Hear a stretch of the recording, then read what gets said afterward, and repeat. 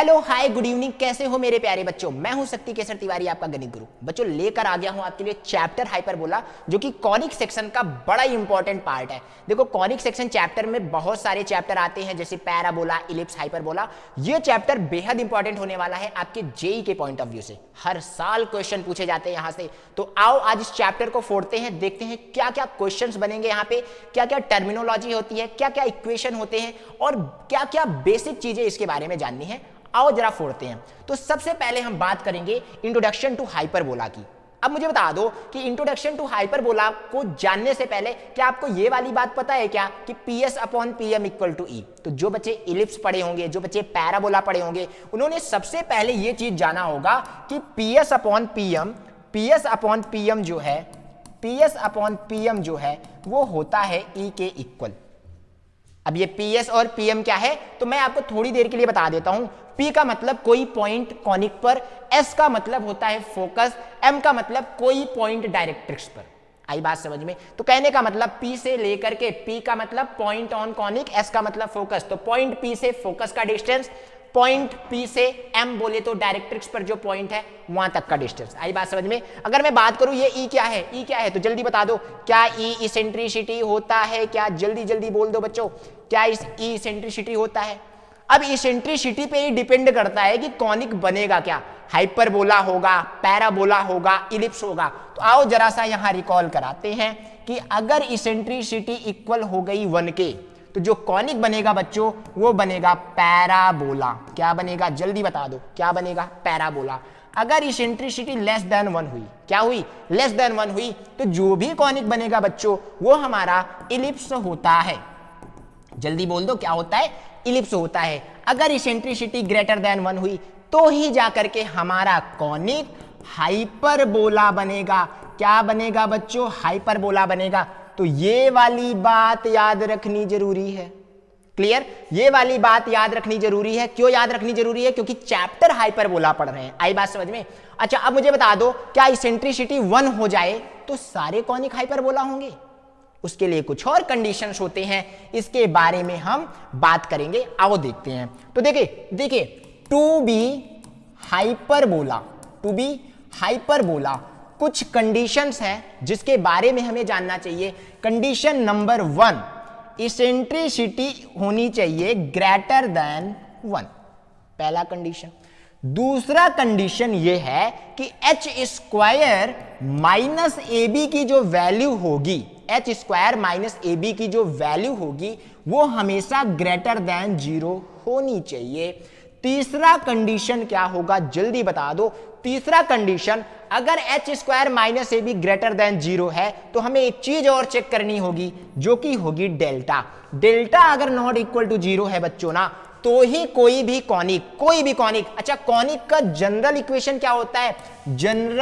General form of conic. जल्दी बता दो मुझे क्या होता है कॉनिक का जो जनरल फॉर्म होता है? क्या ये होता है क्या? ax square plus by square plus 2hxy plus 2gx plus 2fy plus c is equal to 0।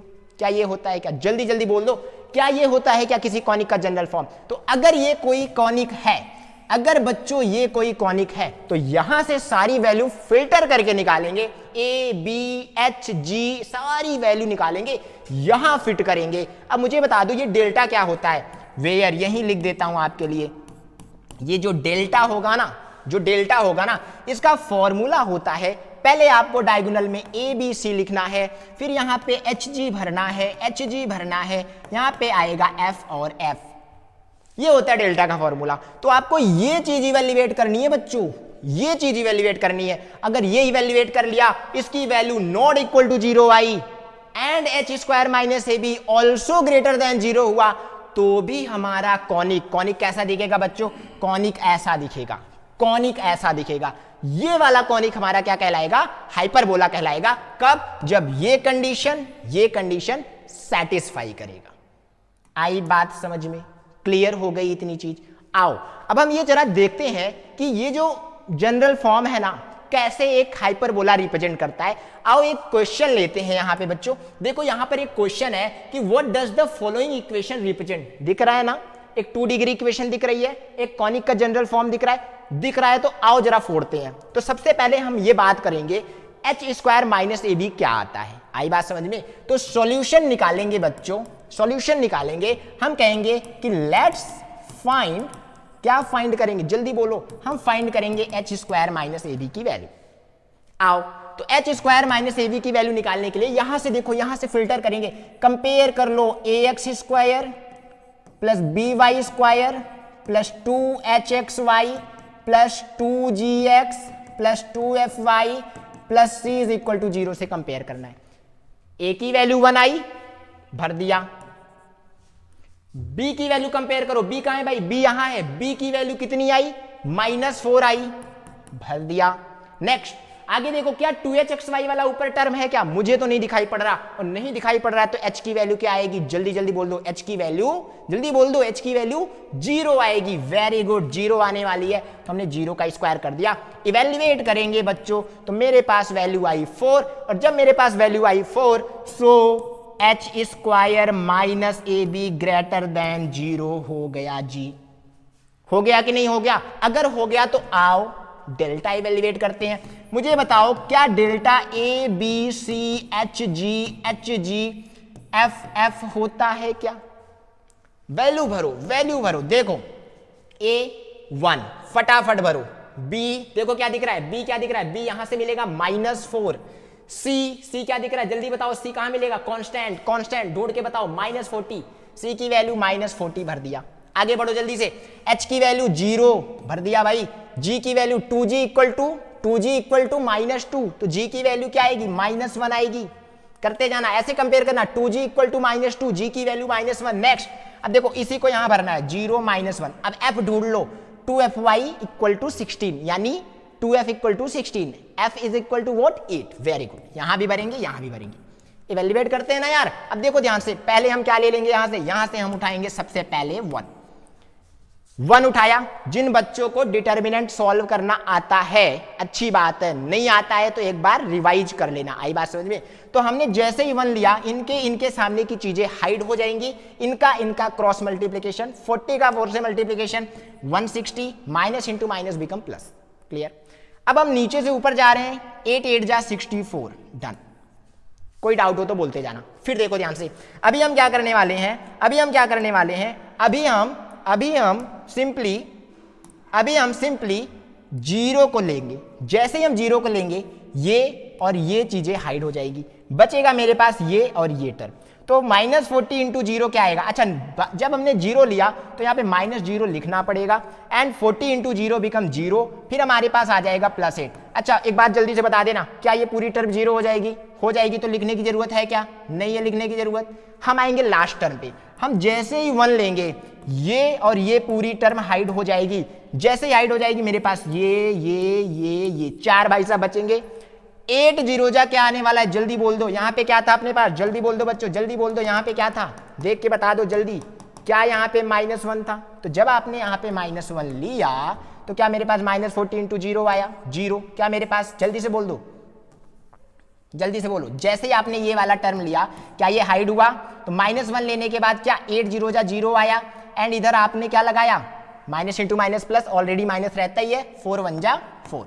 अब इसी को हम सॉल्व करने वाले हैं। जल्दी से बताओ कितना आने वाला है, ध्यान से देखो। 1 का किसी के साथ मल्टीप्लिकेशन कराओगे वही नंबर आएगा। 160 माइनस 64, जल्दी कराओ। 160 में से 64 आपको निकालना है। क्या 96 आएंगे क्या? जल्दी से बोलना, 96 आ जाएंगे। फिर देखो यहाँ पे कितना बच रहा है, -4 इंटू -4 इज +4 विच इज 100। तो क्या मुझे बता दो डेल्टा नॉट इक्वल टू 0 है? अगर यहां पे डेल्टा नॉट इक्वल टू 0 है तो इसका मतलब दिस कंडीशन किधर की ओर ले जा रही है, हाइपरबोला की ओर ले जा रही है।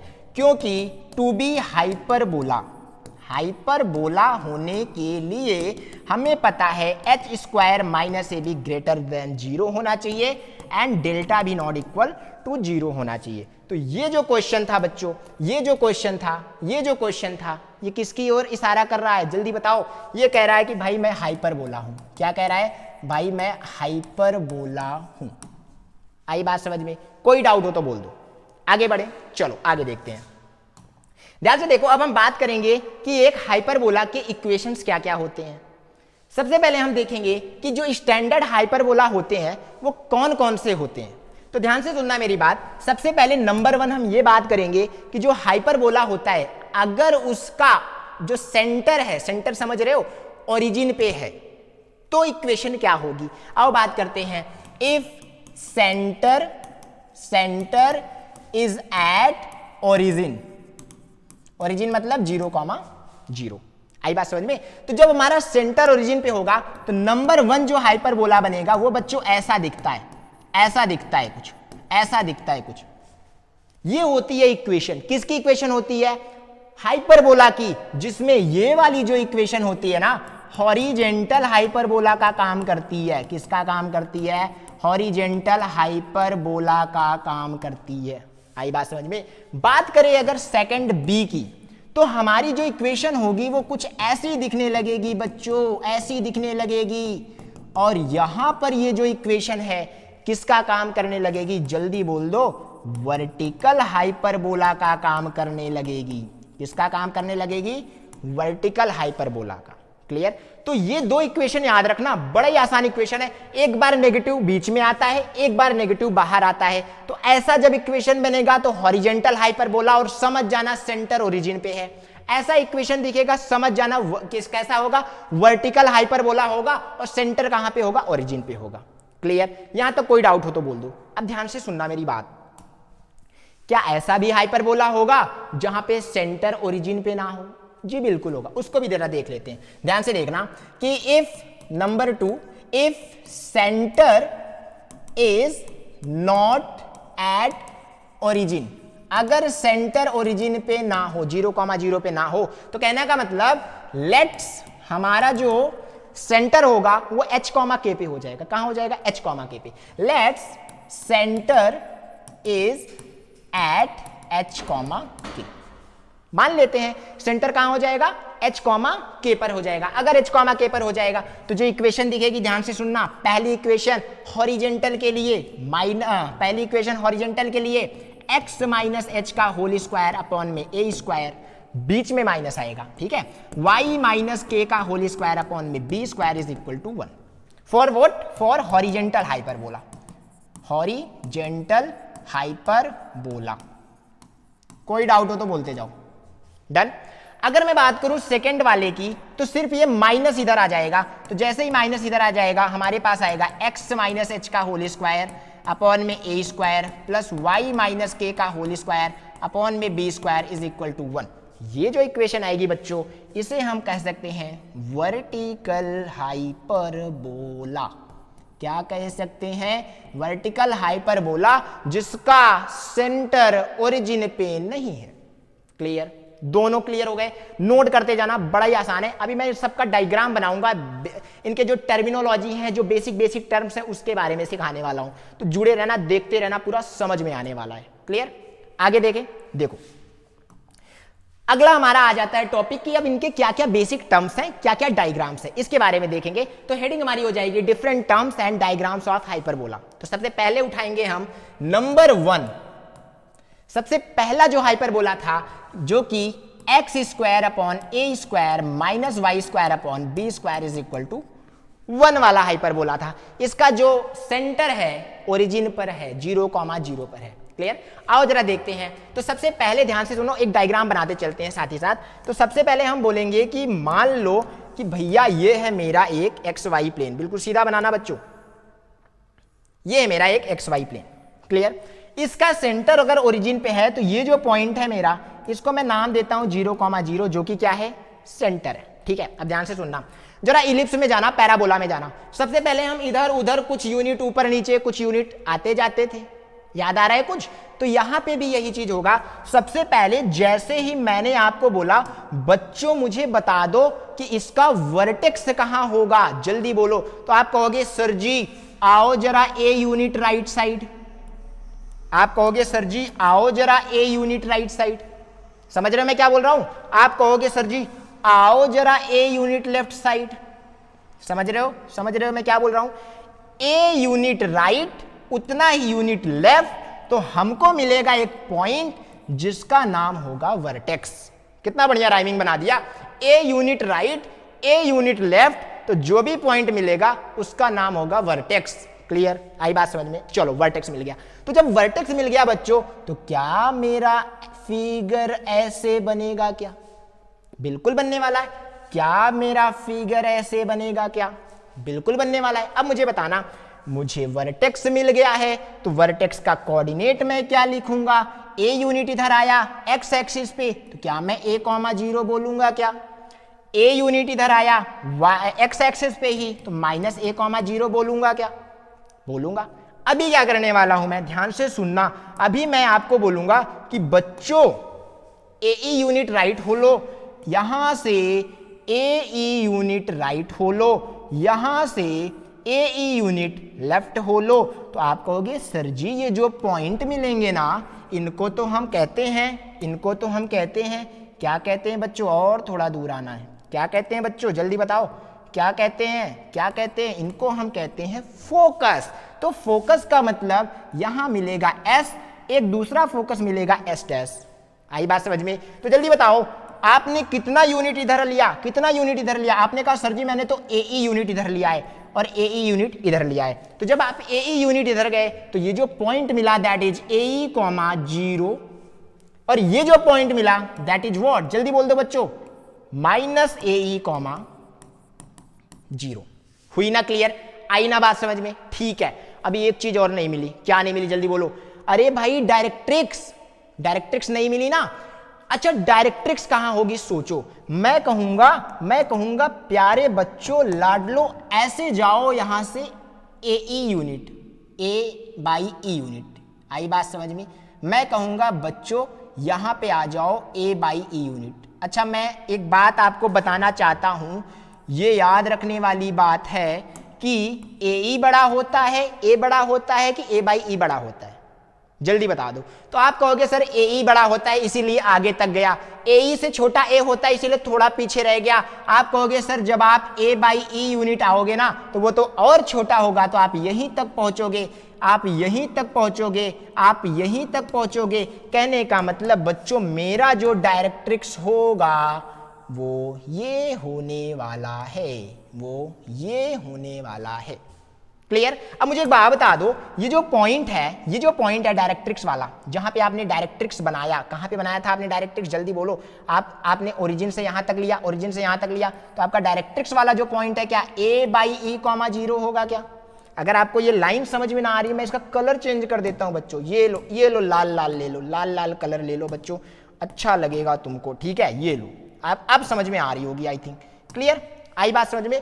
अब मुझे एक बात बता दो, अगर ए बाई ई, 0 ये है तो ये वाला क्या होगा? ये माइनस ए बाई ई, 0 होगा।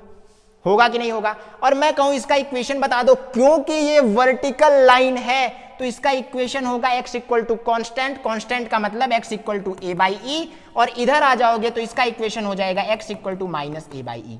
कोई डाउट हो तो बोल दो। क्लियर?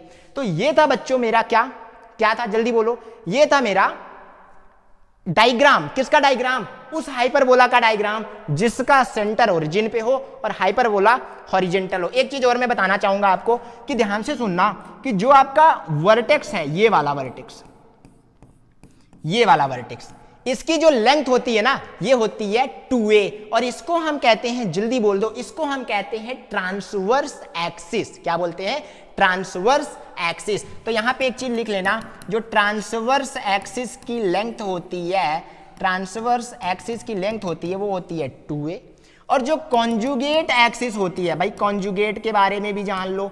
कॉन्जुगेट एक्सिस का मतलब यहां वाला, यहां वाला, यानी अगर आप यहीं से b यूनिट ऊपर चले जाओ और यहीं से b यूनिट नीचे चले आओ तो उसको हम कह देंगे कॉन्जुगेट एक्सिस, और उसकी लेंथ b टोटल मिला दोगे तो 2b आने लगेगी। आई बात समझ में? तो इसके बारे में हम जान चुके हैं कि भाई ये कॉन्जुगेट, ये ट्रांसवर्स। आप ऐसे भी बोल सकते हो कि जो ट्रांसवर्स एक्सिस है अलोंग एक्स एक्सिस है, जो कॉन्जुगेट एक्सिस है वो अलोंग किसके है? जल्दी बोलो, वाई एक्सिस है। क्लियर? तो एक अच्छा सा डायग्राम बनाना, एक एक पॉइंट लिखते जाना। जरा सा यहां पे मेरे साथ लिखते जाओ। सबसे पहले आपने बोला ओरिजिन के बारे में, या ऐसा लिख लो, सबसे पहले आपने बोला सेंटर के बारे में, तो जो कि 0,0 पे था।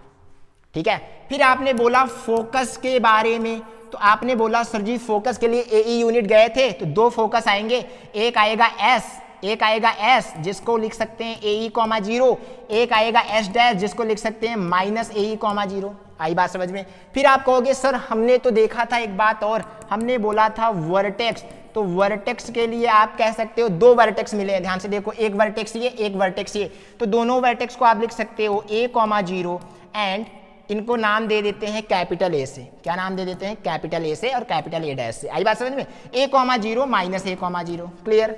नेक्स्ट हमने क्या देखा? वर्टेक्स से थोड़ा इधर हमने देखा डायरेक्ट्रिक्स, तो जो डायरेक्ट्रिक्स के जो पॉइंट थे उनको नाम दे देते हैं चलो जेड। आई बात समझ में? तो जेड पॉइंट से नाम दे देते हैं, जेड को हम लिख सकते हैं a by E comma 0 and Z dash को हम लिख सकते हैं minus a by E comma 0। Clear? इनके इक्वेशन की बात करें, इक्वेशन ध्यान से देखो, अगर हम इनकी बात करें इक्वेशन की, समझो, अगर हम कहें इक्वेशन ऑफ डायरेक्ट्रिक्स क्या होगा, जल्दी बोलो, इक्वेशन ऑफ डायरेक्ट्रिक्स क्या होगा? तो आपने बोला सर जी दो होगा, एक ये वाली, ध्यान से सुनना, एक ये वाली एक ये वाली, तो दो इक्वेशन हुए, कौन कौन से जल्दी बोलो।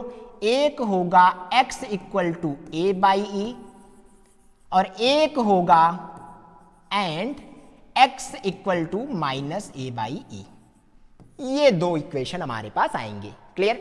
सारी चीजें क्लियर हो गई। लेंथ हमने लिखी दी थी ट्रांसवर्स एक्सिस की, कॉन्जुगेट एक्सिस की लेंथ हमने लिखी दी थी। सारी चीजें एक बार वापस से रिकॉल करो, वीडियो को थोड़ा पॉज करो, वापस जाओ, रिवाइंड करो, वापस से देखो, सारी चीजें समझ में आने वाली है। क्लियर? अब सेम टू सेम डायग्राम ना वर्टिकल के लिए भी बनता है बच्चों। अगर मैं बात करूं वर्टिकल के लिए तो मैं फटाफट बनाऊंगा। अगर मैं बात करूं नंबर बी कि अगर हमारा हाइपरबोला का इक्वेशन ऐसा हो जाए तो जल्दी बोलो, अगर ऐसा हो जाए तो कैसे बनेगा? चेंज ऐसे ऐसे ऐसे ऐसे, ये होगा डायग्राम। यहां पे मेरा वर्टेक्स होगा, यहां पे मेरा वर्टेक्स होगा, यहां पे मेरा फोकस एस होगा, यहां पे मेरा फोकस एस डैश होगा। समझ रहे हो ना? यहां पे मेरी डायरेक्ट्रिक्स हो जाएगी बच्चों, यहां पे मेरी डायरेक्ट्रिक्स हो जाएगी। समझ रहे हो मैं क्या बोल रहा हूं? इस डायरेक्ट्रिक्स को जेड, इसको बोलेंगे जेड डैश। क्लियर? अब ध्यान से सुनना, फटाफट लिखेंगे। पहले आप ए यूनिट इधर उधर गए थे, अब आप बी यूनिट ऊपर नीचे हो गए। ध्यान से सुनना, आप जब बी यूनिट ऊपर गए तो यहां पे आपको मिला पहला, इसको नाम दे देते हैं ए, इसको नाम दे देते हैं ए। तो पहला वर्टेक्स जो कि कितना हो जाएगा बच्चों? बी कॉमा, वहां पे लिखते थे ए कॉमा 0, तो यहां लिखोगे 0 कॉमा बी। क्लियर? अब उतना ही नीचे आप आए तो आप लिखोगे ए डैश की वैल्यू 0 कॉमा माइनस बी। आई बात समझ में? वहां ए बाई ई यूनिट इधर उधर होते थे, ए ई यूनिट इधर उधर होते थे। यहां पे फोकस को पाने के लिए आप बीई यूनिट ऊपर नीचे हो गए। तो कहने का मतलब ये है कि इसको लिख सकते हो 0 कॉमा बीई, इसको लिख सकते हो 0 कॉमा माइनस बीई। आई बात समझ में? बात करें अगर इस डायरेक्ट्रिक्स के पॉइंट को की, तो आप लिख सकते हो 0 कॉमा माइनस बी बाई ई, इसको आप लिख सकते हो, जल्दी बोलो, इसको आप लिख सकते हो 0 कॉमा बी बाई ई। सारी चीजें फिल कर ली। अगर मैं इसका इक्वेशन बोलूं तो क्या y इक्वल टू कॉन्स्टेंट होगा, क्योंकि हॉरिजेंटल लाइन है, तो y इक्वल टू आप क्या लिख सकते हो, जल्दी बोलो, y इक्वल टू क्या लिख सकते हो? b by e. और यहां पे क्या लिख सकते हो, जल्दी बोलो, y equal to minus b by e. तो एक बार क्या करना, डायग्राम अच्छे से बनाना। अच्छा, इसकी ट्रांसवर्स एक्सिस क्या होगी? ये वाली ट्रांसवर्स एक्सिस होगी। कॉन्जुगेट एक्सिस क्या होगी? ये वाली। आई बात समझ में? ये हो जाएगी हमारी कॉन्जुगेट एक्सिस। तो ट्रांसवर्स एक्सिस की लेंथ यहाँ पे 2b होगी, कॉन्जुगेट एक्सिस की लेंथ यहाँ पे 2a होगी। एक इंपॉर्टेंट बात आपको बताना है कि इसेंट्रिसिटी क्या होगी। एक बात बताओ, छोटा कौन है इधर, बी स्क्वायर या ए स्क्वायर? ए स्क्वायर छोटा है ना, तो जब इसकी इसेंट्रिसिटी आप लोग लिखना तो आप बोलना 1 plus A square by B square. छोटा का स्क्वायर अपॉन बड़ा का स्क्वायर, ऐसे ही याद कर लो, दिमाग में ऐसे ही फीड कर लो। आई बात समझ में? अच्छा, जरा वापस से एक बार मैं चलता हूं इस वाली स्लाइड में। आई थिंक यहां पे मैंने आपको लिख के नहीं दिया था कि इसेंट्रिसिटी क्या होगी, यहां पे लिख के नहीं दिया था ना, तो यहीं पे लिख लेना। इसकी जो इसेंट्रिसिटी होगी अंडर रूट 1 प्लस, इधर छोटा देखो बी स्क्वायर है, तो B square by A square, ये हो जाएगी इसेंट्रिसिटी। क्लियर? तो यहां तक हमने सारी चीजें सीख ली, डायग्राम बनाना सीख लिया, हॉरिजेंटल का डायग्राम कैसे होगा, वर्टिकल का डायग्राम कैसे होगा। सारी चीज अगर समझ में आई हो ना, तो आप मुझे कमेंट सेक्शन में जाओ और बताओ कि सर जी फोड़ दिया, एकदम तहलका मचा दिया। आगे देखो, यहां पे मैंने कुछ क्वेश्चन लिखे हैं। करना क्या है, ये आपको दिया हुआ है हाइपरबोला का इक्वेशन, इसका फिगर बनाना है और फिगर बना के सारे टर्म लिखने हैं। ध्यान से सुन लो, इसको मैं बनाना सिखा देता हूं, फिगर आप खुद बनाओगे, फिगर आप खुद बनाओगे। मैं कुछ चीजें आपको बता देता हूं। सबसे पहले आप क्या करोगे, इसको बदलोगे। कैसे लिखोगे, 4x² माइनस 3y² है ना, अपॉन में 36 इज इक्वल टू 1 लिख सकते हो। 36 को नीचे लाओगे, फिर आप इसे लिख सकते हो, बांट दो जल्दी जल्दी, तो आप लिख सकते हो x² 9 and y² 12 that is equal to 1। लिख लिया। यहां से देखो, ये है मेरा a² की वैल्यू, ये है मेरा b² की वैल्यू। क्लियर। अब आपको सबसे पहले क्या निकालना चाहिए, इसेंट्रिसिटी निकाल लेनी चाहिए। इसेंट्रिसिटी देखो, ये कौन सा हाइपरबोला है, हॉरिजेंटल या वर्टिकल, देख के बताओ।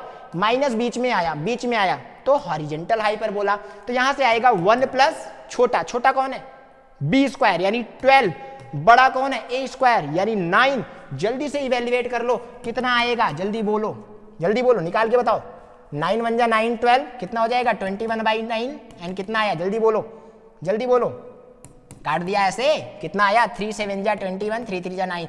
So this is eccentricity, this is what, eccentricity. अब ये जो इसेंट्रिसिटी आई ना बच्चों, इस इसेंट्रिसिटी की मदद से ए की वैल्यू निकालना, a/e की वैल्यू निकालना, सारी वैल्यू निकाल के फिगर में ले जाके बस फिट कर देना, आपका डायग्राम बन जाएगा।